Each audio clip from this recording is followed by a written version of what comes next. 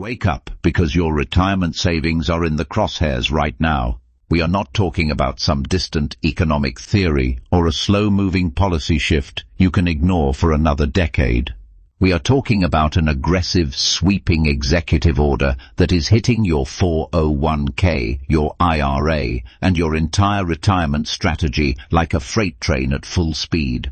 The clock is ticking, the rules are changing, and every single day you sit on the sidelines without understanding what is happening is a day you could be losing ground on the future you have spent your entire working life building. This is not the time to be passive. This is not the time to trust that someone else is watching out for your money. The people who will come out ahead are the ones who get informed right now, move fast, and refuse to let Washington dictate the terms of their financial survival. So pay close attention, because what you are about to hear could be the most important financial wake-up call of your lifetime. Before diving into what this executive order changes, it is important to understand where Americans already stand when it comes to retirement savings, and the picture is not encouraging. According to recent surveys, nearly half of working Americans feel they are significantly behind on saving for retirement. Many households have less than $1,000 set aside for their later years. Millions of workers, particularly those in lower and middle income brackets, have no access to any employer-sponsored retirement plan whatsoever. Social Security alone was never designed to fully replace a working income, yet for many retirees it remains their primary source of financial support. This is the fragile foundation that exists today. When the federal government makes any move touching retirement policy, the ripple effects reach tens of millions of real people and real households across the country. Stop what you are doing right now, because this executive order is not just another piece of Washington paperwork that gets buried and forgotten. This is a seismic shift in how millions of Americans will build, protect, and access their retirement wealth. And if you are not paying attention, you will get left behind. President Trump did not sign this order to make minor tweaks around the edges. This is an aggressive, sweeping move designed to tear down the outdated walls of a retirement system that has been failing everyday workers for decades.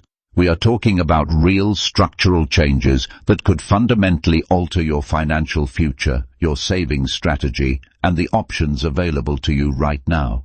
The people who move fast, who understand what this order actually does and who it benefits, are the ones who will capitalize on these new opportunities before the rest of the country even wakes up to what just happened.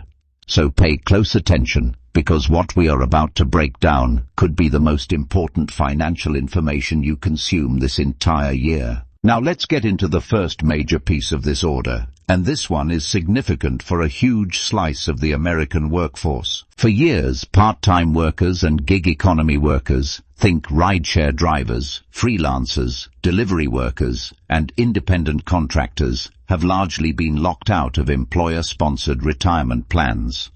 Traditional 401k plans are typically tied to full-time employment, leaving millions without a structured way to save with tax advantages. This executive order pushes to change that by expanding eligibility requirements and creating pathways for these workers to access retirement accounts more easily. In practical terms, a part-time nurse working 20 hours a week or a freelance graphic designer could soon have access to the same tax-advantaged savings tools that full-time corporate employees have enjoyed for decades.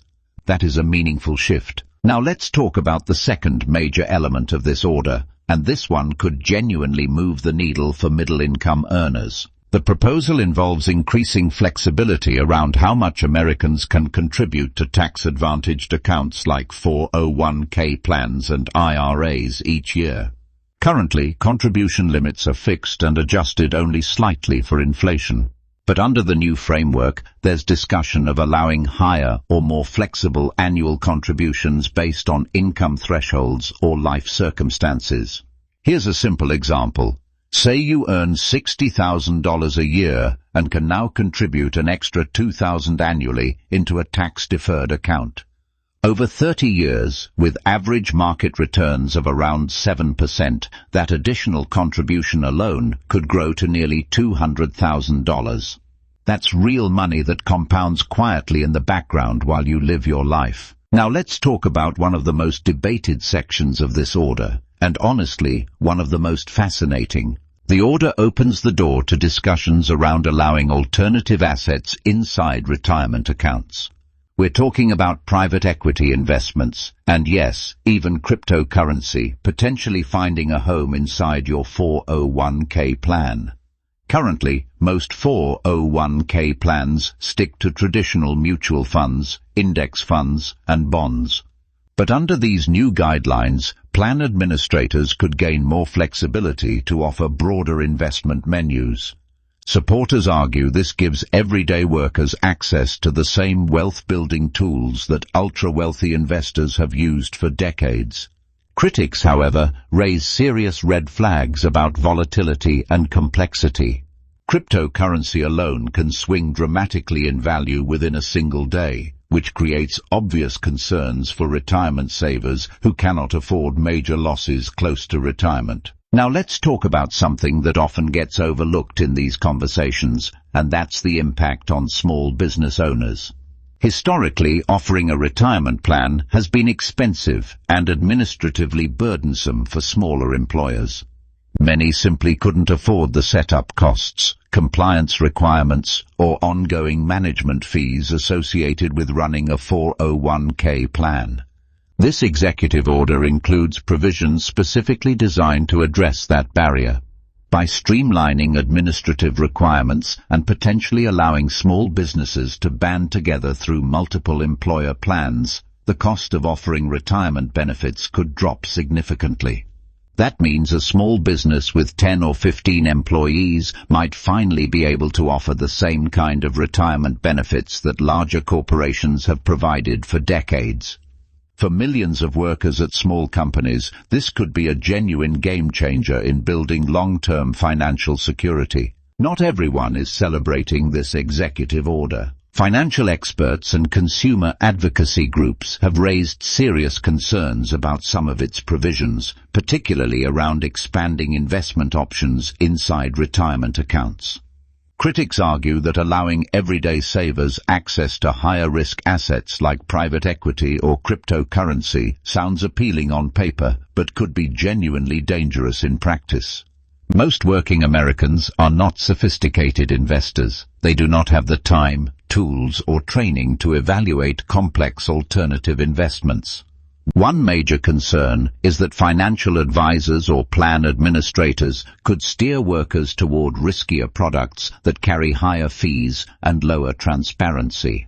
The Consumer Federation of America and similar organizations have warned that without stronger fiduciary protections, expanding choices could actually harm the very workers this order claims to help. More options do not always mean better outcomes. To truly understand this executive order, you need to see it within a broader timeline. Back in 2019, the Secure Act made sweeping changes to retirement rules, including raising the required minimum distribution age and expanding access for part-time workers. Then, in 2022, Secure 2.0 built on that foundation, boosting catch-up contributions and creating new automatic enrollment requirements for employers. This executive order does not replace any of that. Instead, it layers on top of it, accelerating certain goals that Congress had already signaled were priorities. Think of it as the executive branch pushing forward on retirement reform without waiting for another full legislative cycle. America's retirement policy has been steadily evolving, and this order is simply the latest chapter in that ongoing story. Here is your wake-up call, and I need you to take it seriously. Stop scrolling, stop procrastinating, and stop waiting for some magical moment when saving money will feel convenient or comfortable, because that moment is never coming. Do not be like the grasshopper in the fable who sang and danced all summer, while the ant quietly, relentlessly, obsessively stacked up everything it needed to survive the winter. Real life does not have a reset button, a cheat code, or a fairy godmother writing you a check when things get hard. The financial heroes in your life are not cartoon characters. They are the quiet people in your neighborhood driving used cars, packing their lunch, and maxing out their retirement accounts every single year without apology.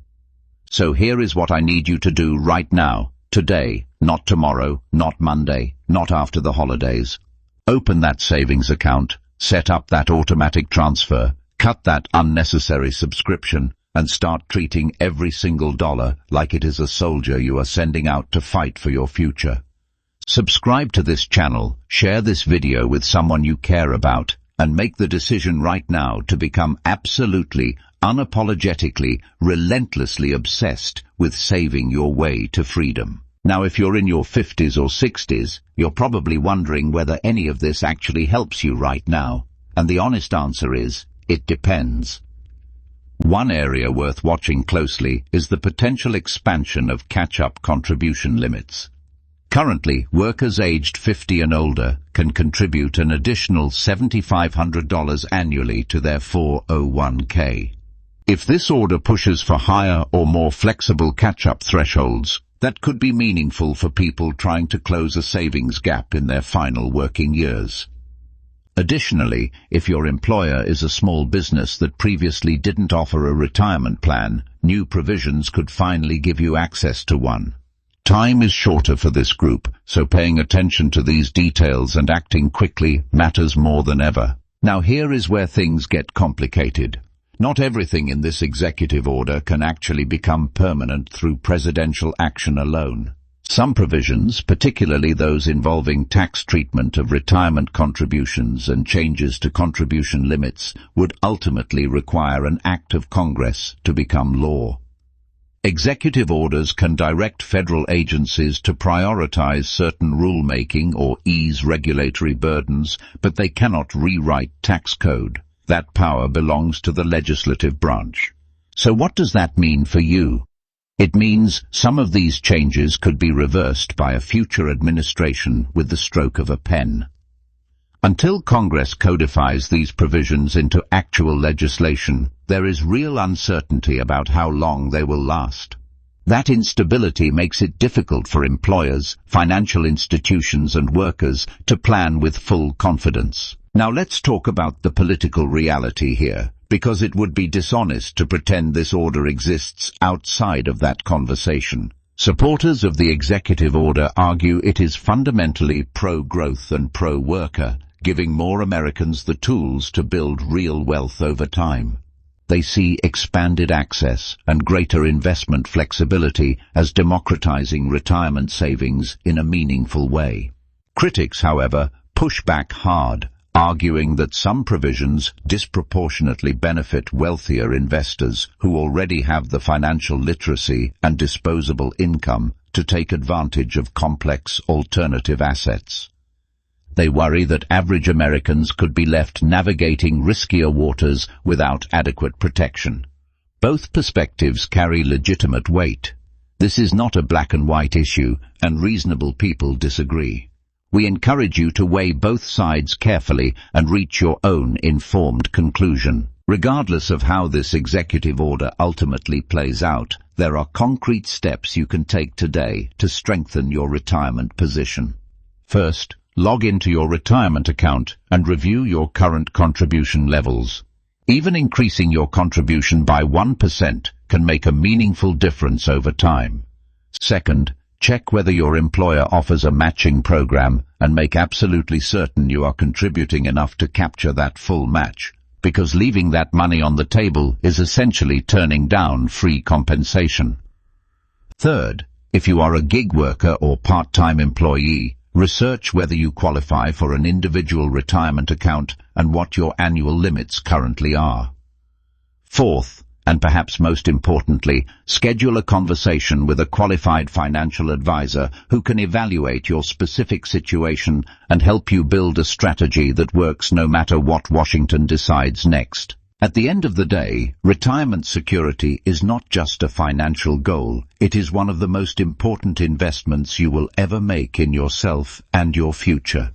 Executive orders come and go, policies evolve, and political winds shift, but your need for a stable and dignified retirement never changes. That is why staying informed matters so much. As the details of this order continue to unfold over the coming months, new guidance will emerge and the real-world impact will become clearer. Do not wait for everything to be finalized before paying attention. Understanding these changes now puts you ahead of the curve. Knowledge is the first step towards smarter decisions. If this video helped you make sense of what is happening, subscribe, share it, and keep the conversation going.